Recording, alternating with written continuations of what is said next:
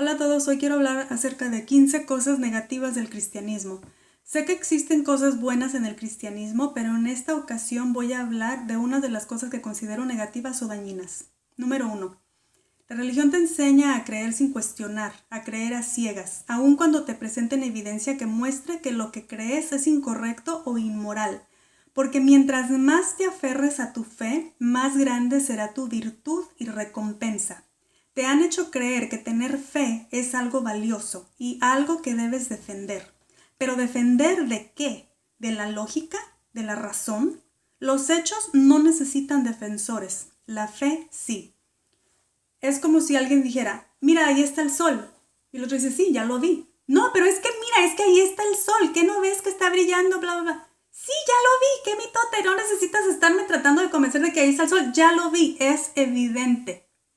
Ok, ahora es, como yo veo la fe, como un unicornio invisible. Alguien me tiene que hacer creer que existe un unicornio invisible a un lado de mí. Después me tienen que hacer creer que existe valor en ese unicornio invisible. Después me tienen que convencer de que yo tengo que defender ese unicornio invisible. Tengo que defender esa creencia en ese unicornio invisible. Y luego me dicen, existen otras personas que creen que tienen unicornios invisibles, pero esos no son los verdaderos unicornios invisibles. Solamente el tuyo es el verdadero. Y tienes que estar dispuesto a defender tu creencia en este unicornio invisible hasta la muerte si es necesario. Así es como yo veo la fe. La mayoría de los cristianos creen en el diablo y demonios, así que si tienes dudas acerca de tu religión, es el demonio que está tratando de sacarte de tu fe. Si los ateos te quieren convencer que no hay evidencia para la existencia de tu Dios, muéstrales los árboles, las flores y la Biblia como evidencia. Y date cuenta que es Satanás mismo el que te está hablando tratando de llevarte a la perdición. Te dicen que Dios te dio una mente y raciocinio, pero no debes de usarlo para cuestionar tu fe porque esto ofende a Dios. Entonces, ¿para qué te lo dio? ¿Puedes cuestionar otras religiones, pero no la tuya? Esto me parece absurdo. Número 2. Te dicen que los hechos no importan, la fe sí.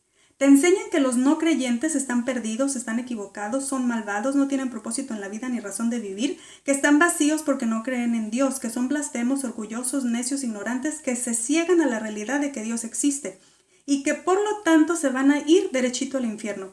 Que debes sentir lástima por ellos, porque tienen que confiar en hechos, evidencias y razón en vez de confiar en Dios. Cuando hables con ellos, tu propósito es convertirlos y no tomar en serio lo que ellos te digan, porque es el enemigo el que te está poniendo esta trampa. Así que tómalo como una prueba de fe. Resiste al enemigo y así lograrás la admiración de tus compañeros religiosos. Número 3. Que vayas por todo el mundo y conviertas a todos los que puedas, porque tu versión del cristianismo es la correcta. Todas las demás no lo son. Así que deberás tratar de convencer a todos que tú estás bien y ellos mal. Les estarás haciendo un favor, los estarás salvando del infierno, aun cuando no tengas la más mínima prueba de que éste existe. Pero eso no importa, porque se trata de fe y no de evidencias. Así que cada iglesia invierte una enorme cantidad de tiempo, dinero y energía tratando de convertir a otros y tratando de mantener convertidos a los que ya convirtieron. Y lo hacen a través de clases, retiros, seminarios, cursos y criticando y ridiculizando a todas las otras religiones o denominaciones del cristianismo. Este nivel de lavado de cerebro es innecesario y dañino. Que si invirtieran estos recursos para tratar de crear unidad y bienestar, otro gallo nos cantara. Pero pareciera que les importa más promover su marca de religión que ayudar a las personas. Quieren que se les reconozca a ellos, que su iglesia sea la única y que todas las demás desaparezcan. Así que no se trata de verdad o caridad, se trata de monopolio. Número 4. La religión no te enseña a pensar, te dice qué pensar. Así que cuando tienes alguna duda o tienes una decisión importante que tomar, vas con el cura o el pastor a que te dé una respuesta o solución, que estará en acuerdo con tu dogma religioso, por supuesto. En vez de que tú utilices tu cerebro y pienses por ti mismo para tomar la decisión que sea mejor para ti. El pastor te va a dar la respuesta que beneficia a tu religión, no necesariamente la que es mejor para ti. Yo no digo que no debemos pedir nunca un consejo, pero al final eres tú el que debe decidir. Número 5. Muchas enseñanzas o creencias religiosas van en contra de nuestra propia intuición, nuestra lógica, nuestra moral y hasta en contra de la realidad misma. Pero hacen tan buen trabajo que acabas defendiendo la crueldad, violencia e inmoralidad, convencido que estás haciendo algo bueno. Porque cualquier cosa que es mala, cruel o inmoral, si es la voluntad de Dios, entonces mágicamente eso lo convierte en bueno. Número 6. La religión fomenta la necedad y cerrazón de mente, porque de otra manera ésta no podría sobrevivir. El momento en que tú abres tu mente es el momento en que ellos pierden el control sobre ti. No puede encontrar la verdad aquel que cree que ya la encontró. Número 7. La religión es divisiva por naturaleza, promueve una mentalidad de guerra. Dios contra el diablo, creyentes contra no creyentes contra Dios, etc. Mateo 12:30 dice, el que no está conmigo está contra mí.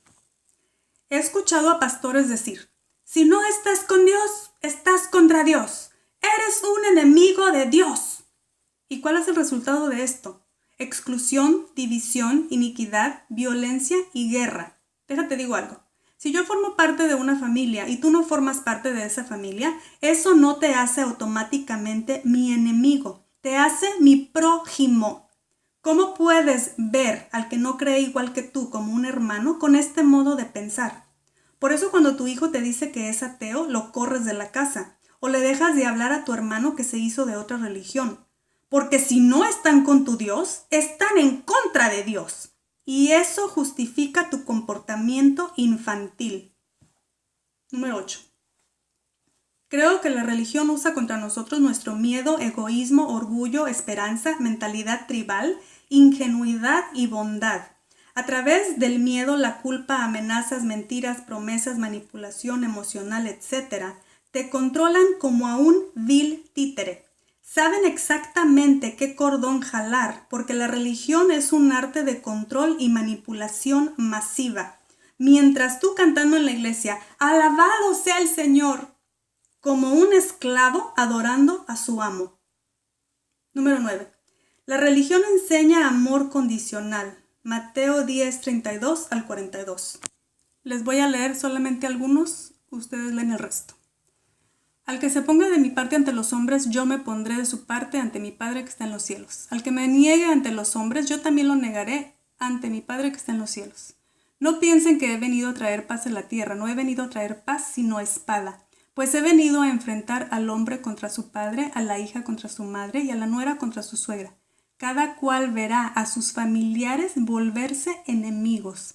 El que ama a su padre o a su madre más que a mí, no es digno de mí. El que ama a su hijo o a su hija más que a mí, no es digno de mí. El que no carga con su cruz y viene detrás de mí, no es digno de mí. El que recibe a un profeta porque es profeta, recibirá recompensa digna de un profeta. El que recibe a un hombre justo por ser justo, recibirá la recompensa que corresponde a un justo. No sé ustedes, pero yo aquí noté mucha manipulación, desunión, miedo, promesas de futura recompensa, etc.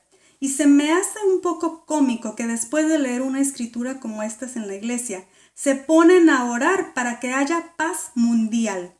¿Cómo esperas que haya paz cuando acabas de leer una escritura que habla de división y violencia? Esto no tiene lógica.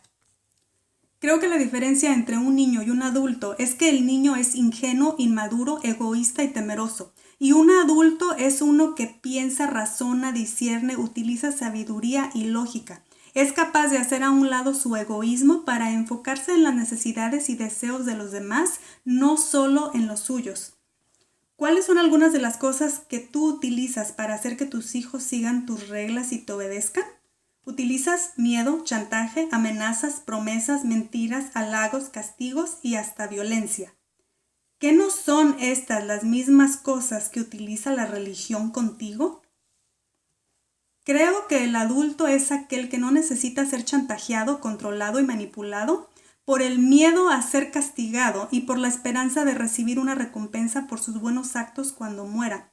Es aquel que se puede controlar solo por medio de la razón, la compasión, la empatía y la sabiduría. Una persona madura es aquella que sabe que su recompensa está en el dar, que la alegría que esto le trae es suficiente, que no le tienen que prometer una recompensa después de esta vida, porque la satisfacción que recibe de ser bueno y generoso ahora es más que suficiente. Número 10. Te enseñan que esta vida es solo pasajera, que la verdadera vida comienza cuando te mueres. Así que no hay gran motivación para hacer que las cosas mejoren, porque solo estás aquí para convertir a todos los que puedas y para obedecer órdenes con el fin de ir al cielo. También te dicen que Satanás es el Dios de este mundo, así que ¿para qué vamos a cuidar de él? ¿Qué importa si destruimos el único planeta que tenemos para vivir? ¿Qué importa si lo contaminamos, si lo sobrepoblamos? ¿Qué importa si tus hijos y tus nietos no van a tener aire limpio para respirar, agua limpia para beber o comida suficiente porque la tierra no se dará abasto? Esto no importa porque Jesús ya no tarda en venir y Él va a limpiar todo el cochinero que hemos hecho. Número 11. Porque tu Dios ha impuesto su voluntad sobre ti, tú crees que tienes el derecho y hasta el deber de hacer lo mismo con otros. Porque tu religión te controla y manipula, tú crees que debes controlar el cuerpo y la vida de otros. Porque tu religión te ha convencido que eres un pecador y que sin Dios no puedes ser bueno ni hacer el bien, tú crees que los no creyentes son malvados y que necesitan creer las mismas tonterías que tú. Y si no, entonces los vas a rechazar, ridiculizar, odiar, te vas a burlar de ellos y los puedes llegar hasta matar porque tu religión te dice que lo puedes hacer. Número 12. Te han convencido que seres invisibles, libros, rituales, objetos religiosos, imágenes y lugares sagrados tienen valor real, más aún que seres que viven, respiran y sienten, incluyendo a los animales. Por eso es que Dios mandó matar a un hombre por haber recogido leña en el día sábado, y también porque mató a 50,000 hombres porque vieron dentro del arca de Dios. Muchas veces le dan más valor a objetos inanimados que a las personas mismas.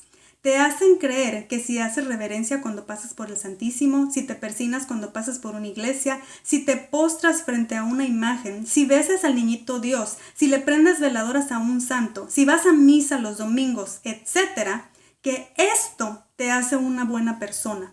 Yo conozco gente que tiene hijos que son unos flojos, desobedientes, groseros y maleducados. Pero sus padres se sienten orgullosos de ellos porque sus hijos van a misa todos los domingos. ¿Este es tu orgullo? ¿Que vayan a misa? ¿Que se sepan persignar y sepan rezar el Padre Nuestro? Eso no las hace unas buenas personas, aun cuando eso es lo que te han hecho creer. Número 3. Creo que la religión alimenta el ego de las personas.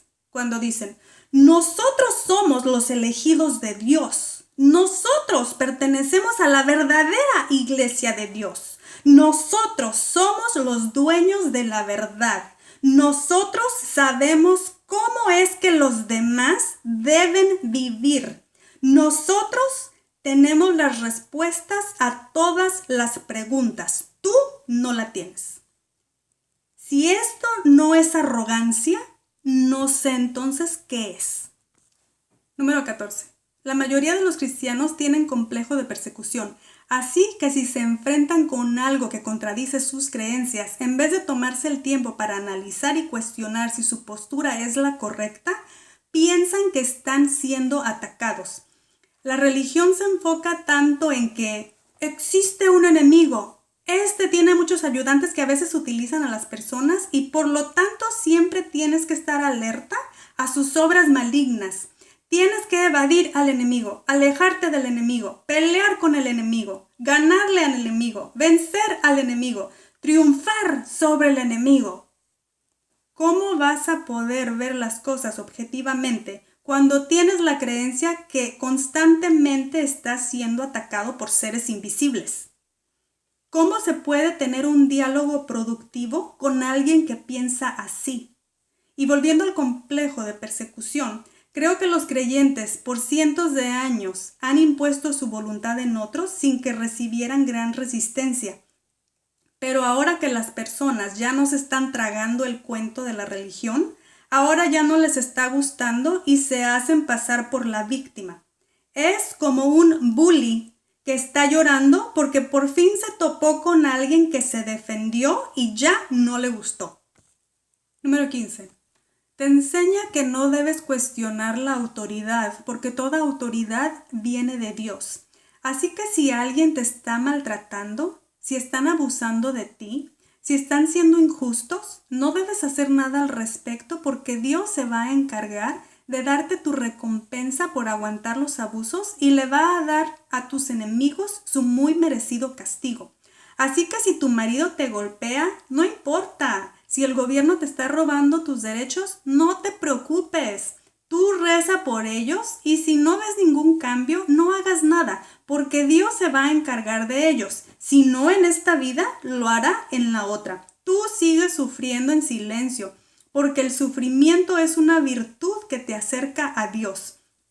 Mientras más sumiso seas, mientras más abusos recibas, mientras más sufras en esta vida, mayor será tu recompensa en el cielo. Así que obedece ciegamente a tu marido, a tu gobierno y a tus líderes religiosos, porque ellos fueron asignados por Dios. No te rebeles contra de ellos ni cuestiones sus obras, porque Dios verá tu obediencia y te dará una bendición.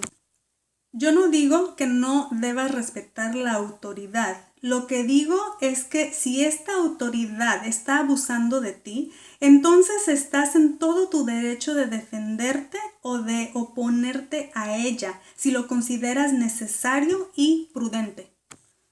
Analizando todos los puntos que he mencionado, ¿cómo puede esta mentalidad llevarnos a un resultado positivo?